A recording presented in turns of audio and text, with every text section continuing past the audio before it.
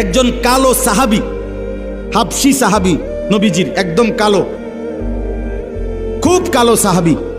এই কালো একজন সাহাবী, একদিন উনার একটা অভ্যাস ছিল, তাফসীরের মধ্যে আছে, উনি মাঝে মাঝে নবীজির সামনে আইসা বসতেন, নবীজির চেহারা মোবারকের দিকে তাকাইতেন, একটু পরে উঠতে চলে যাইতেন।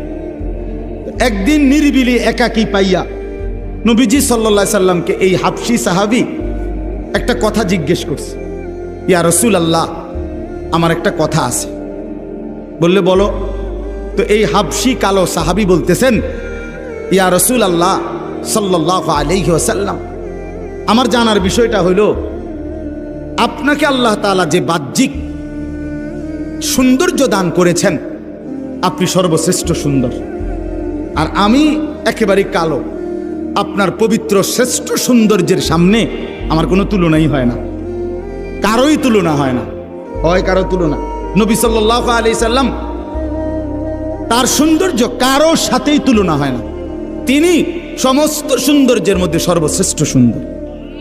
আমরা হাদিসের মধ্যে পড়ছি একটা সুন্দর জিনিস কি, যে আল্লাহ নবী সাল্লাল্লাহু আলাইহি সাল্লাম বলছেন, আল্লাহ তাআলা তার সমস্ত সৃষ্টির মধ্যে যে সৌন্দর্য দিছে, এই সৌন্দর্যের অর্ধেক ইউসুফ আলাইহিস সালামকে দিছে। কাকে? আর বাকি অর্ধেক সারা সৃষ্টি জগৎকে দিছে। এই হলো অর্ধেক অর্ধেক। তাহলে এখন অর্ধেক সৌন্দর্য পাইল ইউসুফ নবী, বাকি অর্ধেক পাইল আল্লাহর এই সমস্ত মাখলুকাত। তো নবীজির সৌন্দর্য ওনারটা কই?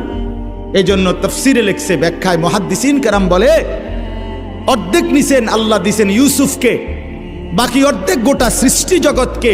আর বন্ধুকে বলছেন, বন্ধু আপনাকে আমি পুরা সৌন্দর্য দিলাম একসাথে।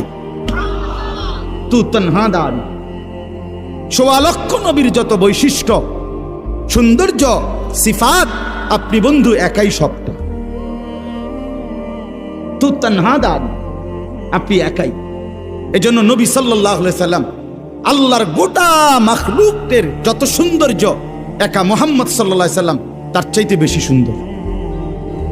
সুবহান।